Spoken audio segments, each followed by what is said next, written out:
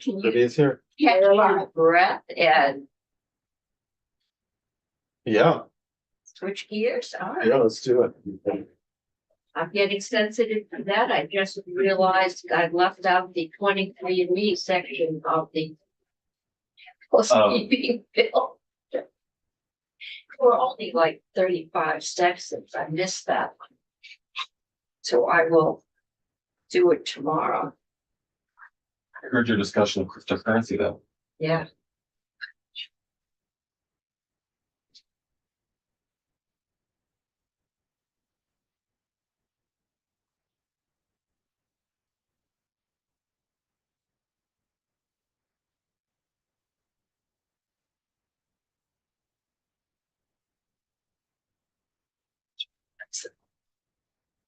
Window. We are live. Oh, you want to open? Yeah, Should we open the window? as long as it doesn't. Oh, yeah, let's do it. Oh, it's, yeah. No pictures. You're on YouTube. You're on Yeah, you're on YouTube.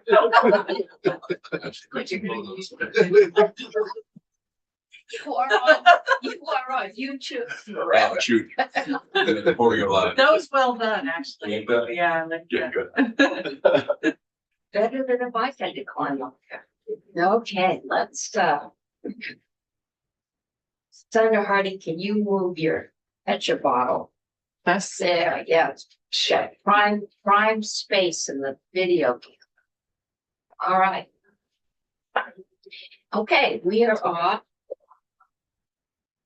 We're just kind of treading water until that bill gets out. I guess it is probably not coming out tomorrow. So, The education bill. really? I just, We're not gonna have much time to go. we will take the time we need. There was a little further requests put in by the administration. They originally said a week ago now that we're gonna see if they'll meet on Monday and maybe we can get it out on Tuesday. But we are going to go through with the original schedule, which is to go through, as long as we're through Julia. The House version, the Senate version, side by side, so we can see what each side's done, and then eventually we will have Senate finance version. And there are sections in there they haven't got that we need to do. And Julia, if we can get her, we kind of not even put her on today. Why? Get her tomorrow, but the other body does need her more than we do right now. The other body or the other committee? Other committee. So we're juggling attorneys and joint fiscal people up and down the hall, and that's one of the reasons that, along with floor time, that the agenda is gonna have to be a little fluid for the next few days. Tomorrow, okay, we have,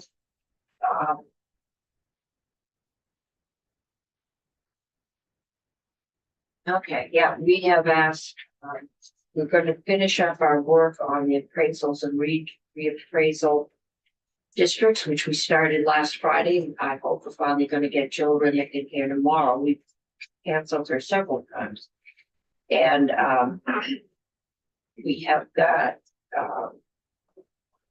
testimony tomorrow. We've, invited the B's back in, the principals.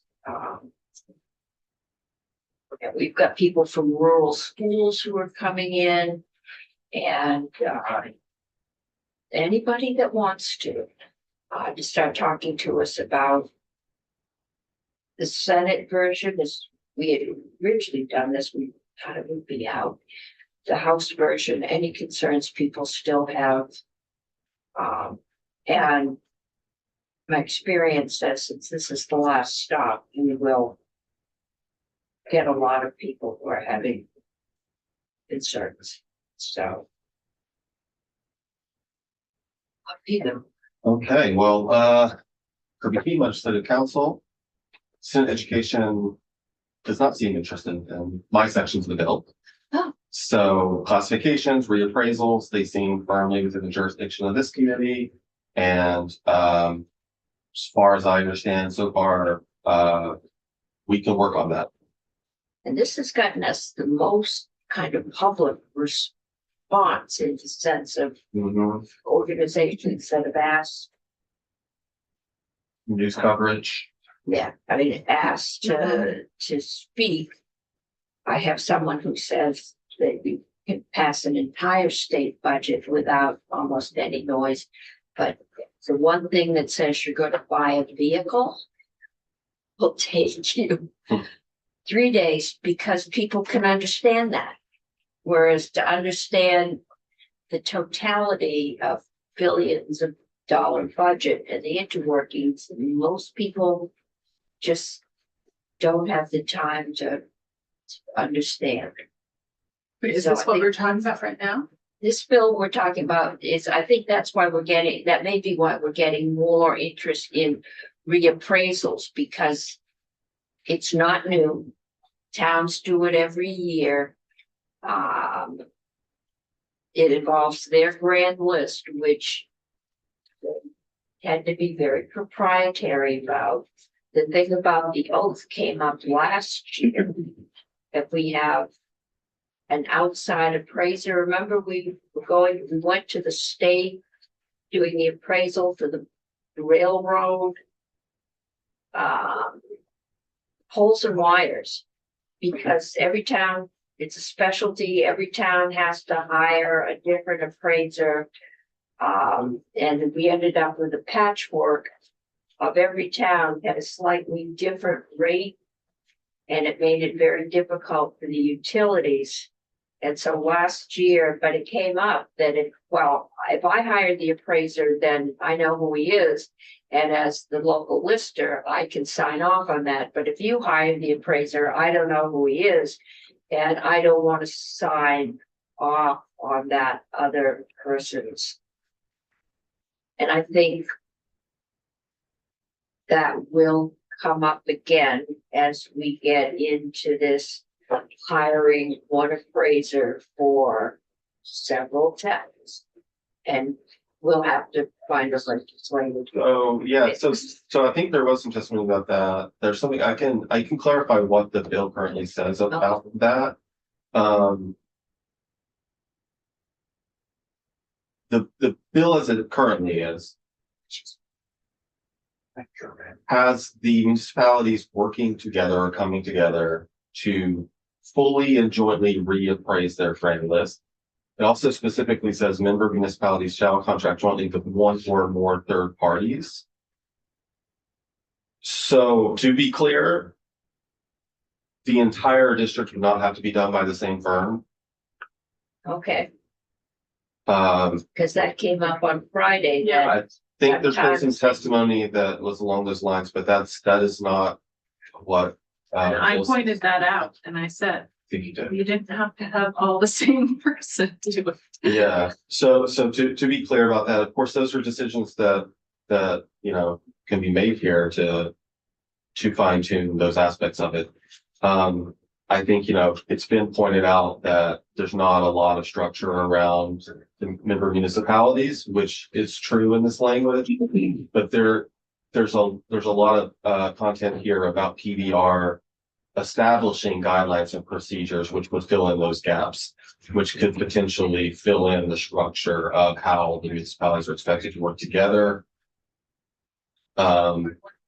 There's also an intent section for PBR to follow in doing that, which is it's the intent that properties on the grand list are regularly reappraised, the property data collection is consistent and standardized across the state, the property valuation is conducted by trained and certified individuals and firms.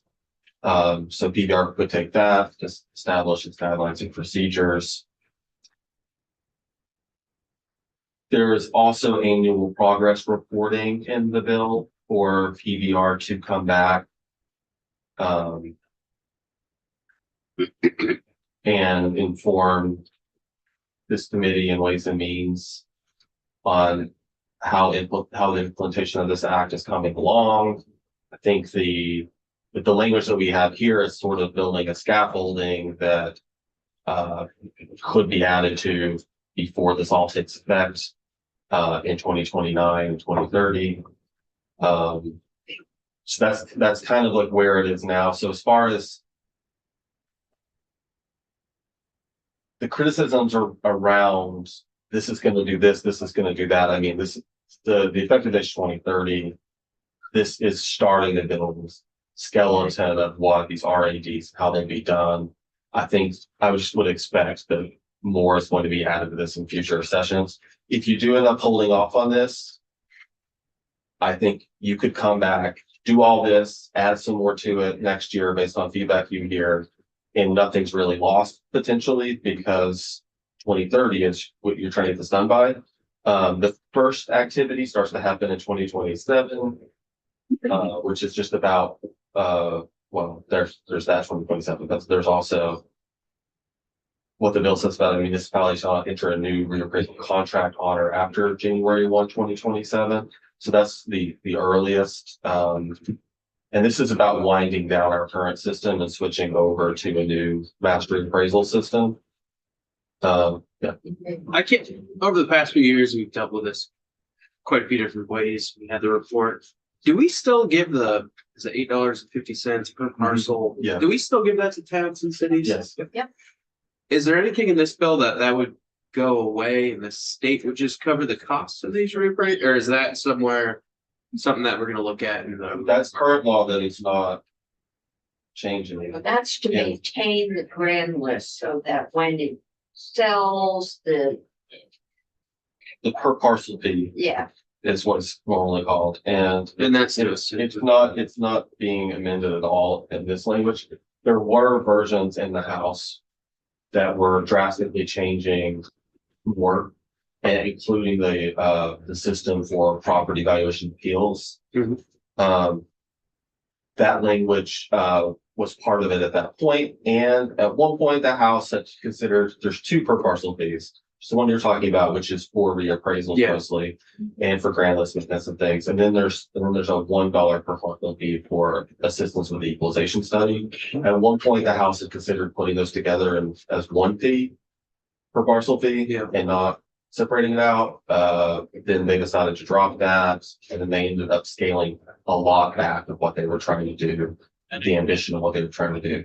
And then so those sections relating to the per parcel fee disappeared. You heard some testimony about having a minimum for municipalities for that fee. Mhm. At one point, the House had considered that having a minimum amount that, like, just because a municipality has like very few parcels, that there'd be a minimum amount that they could get for. all Because state minimum, because you gotta buy a computer and you've gotta buy software.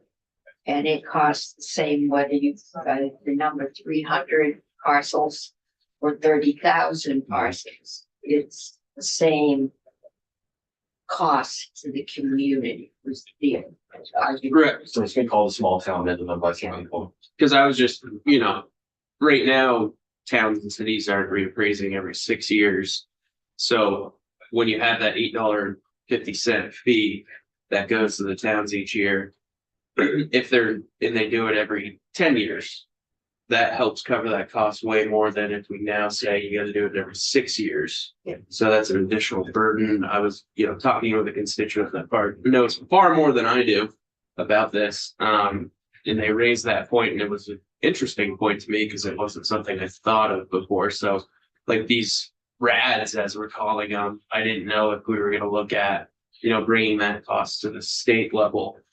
And then each time one of these RADs go out to bid, if you will, is kind of covered. And that we can all deal with, and somewhere in here, there is a study group. And I've been told if we don't go forward with this, because I think the discussion in here has been, they really the reappraisal district should be the same as the Yes. school district. Yes. That's, it'll cause lots of trouble if 3 towns are reappraised and 6 towns aren't. Okay. But there, we could, do the questions, what do you do with small parcels? How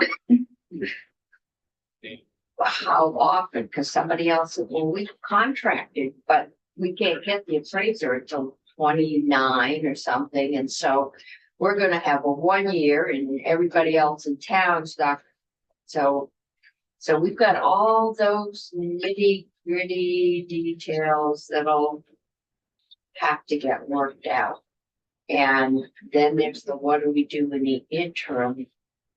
Right now, I believe the CLA is staying in place. Yes, I don't think there's been any suggestion to change the CLAs throughout any of this, like 2030.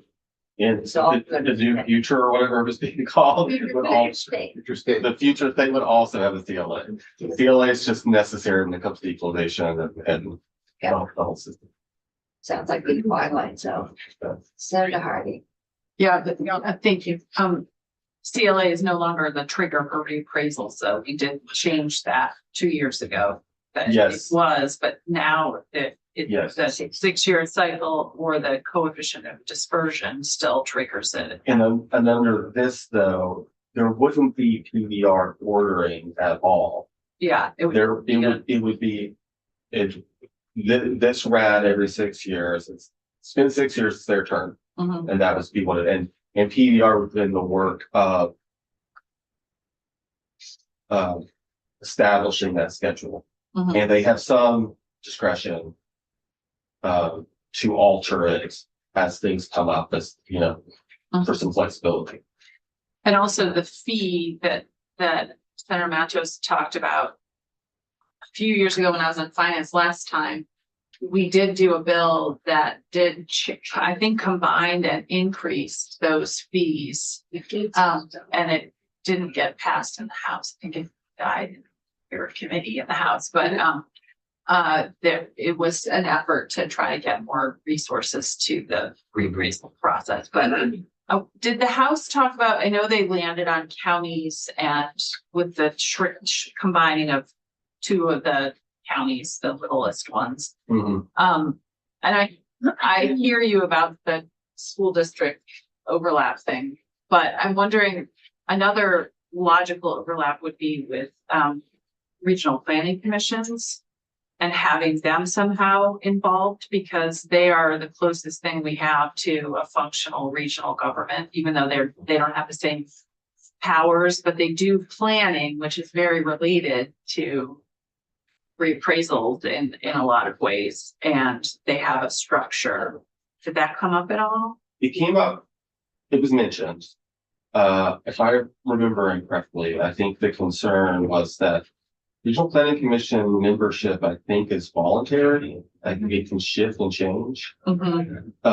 So it didn't feel like the right, like a nexus that would be stable, like county is supposed to stay the same, school districts, you know, has its own. I think the school district logic is that every, you know, taxpayer within the same school district would have all of their reappraisals done at the same time, so their values are comparable to each other in theory.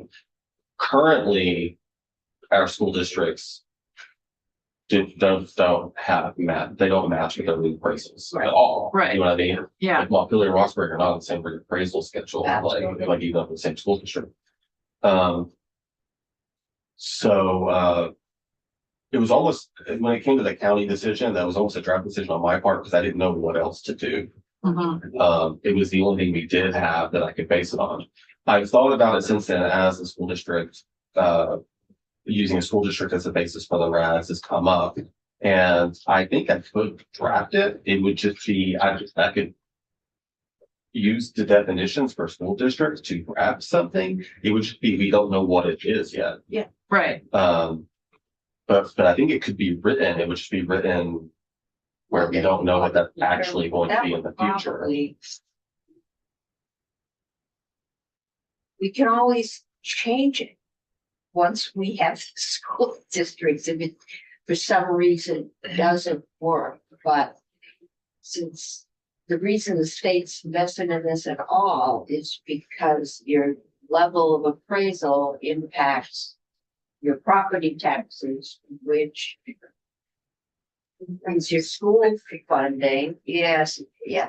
And so you want everybody on the same appraisal schedule. I mean, At least within the district. The CLA is intended to compensate for Yeah. that. So, I mean, so there's just different ways to look at it. In some ways, I understand the logic of using the school districts. It's the same, but at the same time, I mean, the CLA is supposed to make up for those differences across the Right. town. So, you know, it's just a policy decision Yeah. that all of you can make with, you know, And we're, pros and cons. Well, that's why I was thinking having the RPCs be this, because this is just this sort of vague, hey, towns are supposed to get together and work this out. And while I hear you about the, like, they're all in the same county, they don't have any staff to do that. They don't have any kind of administrative structure. And the RPCs do. Now, they would probably, and they're probably screaming at me right now, we would need staff, we would need like people to do this, but at least they are a known entity that has experience working with all the municipalities to collectively plan. So having them get together to collectively reappraise makes some sense. somebody's gonna have to be in charge Exactly. and have the ability We don't have to write contracts. Who's gonna type it? Whose lawyer is gonna do it? And I think we probably should talk to property valuation, because this, I believe, is their project. I don't think we created it, we gave it to them. So Act 68 did order a report and research to be done, but you know, Yeah. that report was published by the Department of Taxes and DVR. And where they state many of their preferences and suggestions for these things.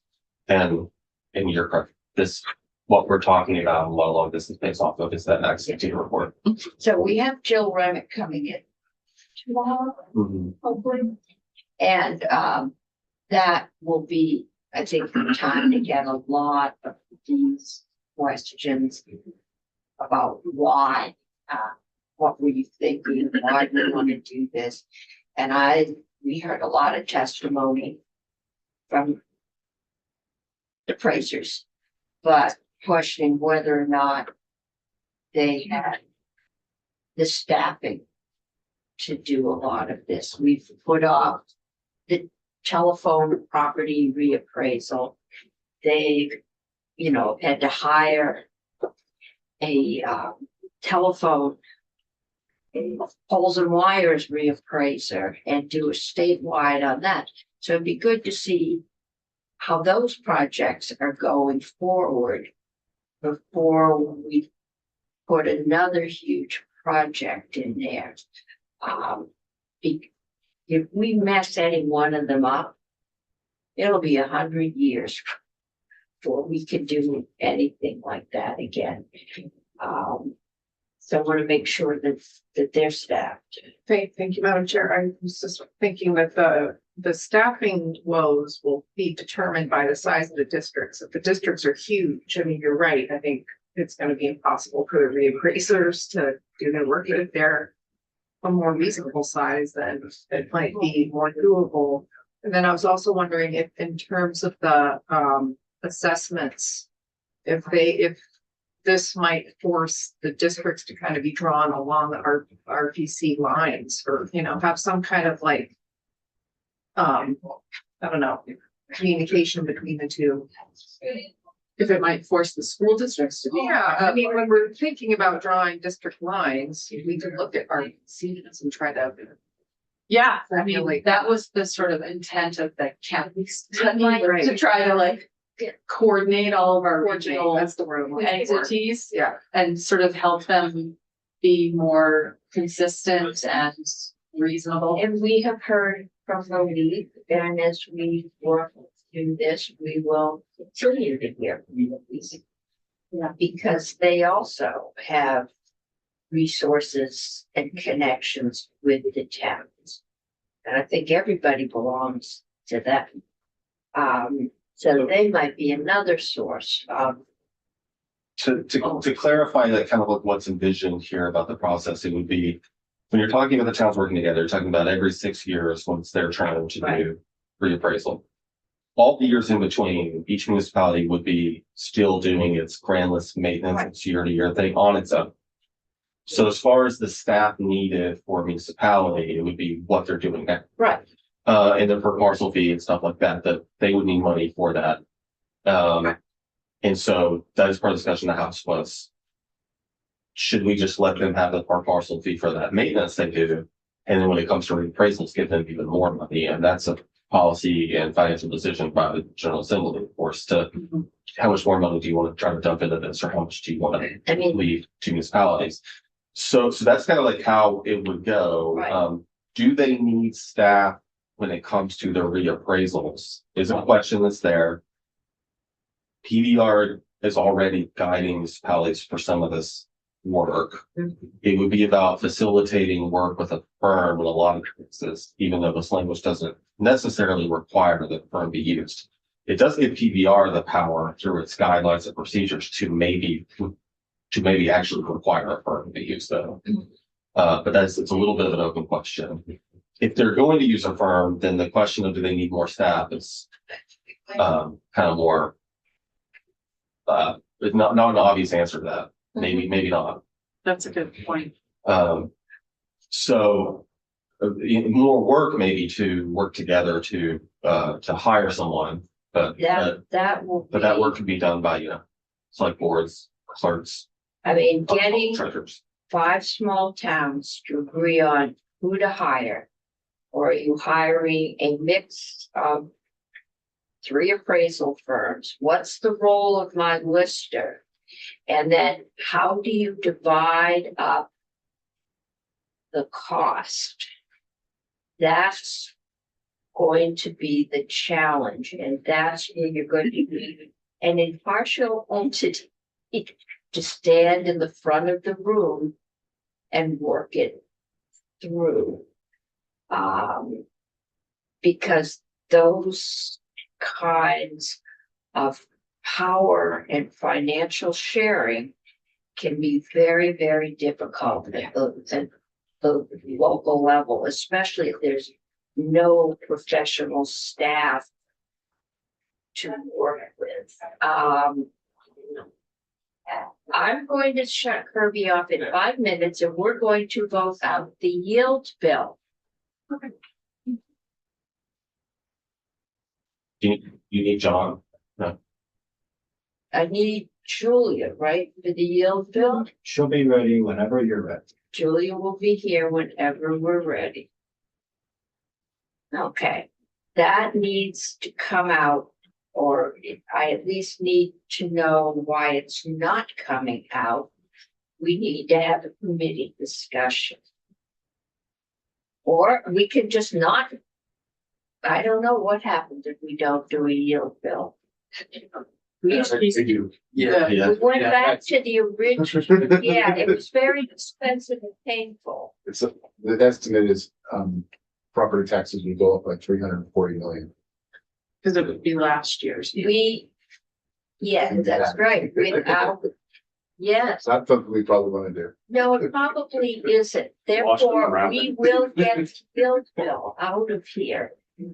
I know there is it used to be, it went to the original $1.10 statewide property tax, it went to the yield, it all got changed. But, it's So- painful not to do. So other things to have in mind before you transition to the yield bill before Julie gets here. There is the stakeholder working group in this bill, like the chair mentioned earlier, possible interest in using this and then coming and being most of what you want to do this session with this. This is something that was in Act 68 report, and it's something that the department has mentioned something they're very much interested in doing before doing much else moving forward. So I just want to call that out for you to. And that might be a good thing to move forward and have them bring back recommendations about how to divide things up, or should they be, we probably should put our thoughts out there, so should they be the same as school districts? How large should they be? I assume you might have to do them by properties. Because that's what the appraisers are going to do. Yeah, I mean. So we'll be, and have them report back to us and also the decisions we could make. It does seem like if we're gonna just hunt to a committee or working group or whatever, which I understand, but is that we would want still to keep the language in about the dates, especially the date by which they should stop contracting. Because otherwise they're gonna get into contracts that are out so far that then everything will get pushed out. Then they're getting them for 29. Yeah, so it seems to me that at the very least, we're gonna wanna sort of stop that train a little bit, otherwise. Even earlier. Yeah, I think it's at 27 now, right? Yeah. In 27, when they would stop to be, There's um, taxes stopping ordering, Yeah, but but it was, shall not order any new on and after January of 2027. 27. And shall not, and the new shall not enter into any new contract on or after January 1, 2027. And that's the deadline here. If I'm remembering correctly, like the Act 68 report had mentioned winding this down, and it takes about, once a contract process starts, it's about 3 years to get through. yeah, so at the very least, we wanna have that kind of language in there to slow the train down. Okay. We'll take this up with Jill tomorrow, who's the practitioner, and some of the thought behind this, and we can go from there and see how much we need to do. Signal that we are moving forward with this concept, if that's what we decide, and to give the towns notice as to what the time frame we're expecting, you know, when they should get stopped doing the appraisal. Okay. So Kirby, thank you. Julie's on her way. I can text her right now. You can text her right now. Everybody leaves the room. And we will go live, but we do need to get the yield bill.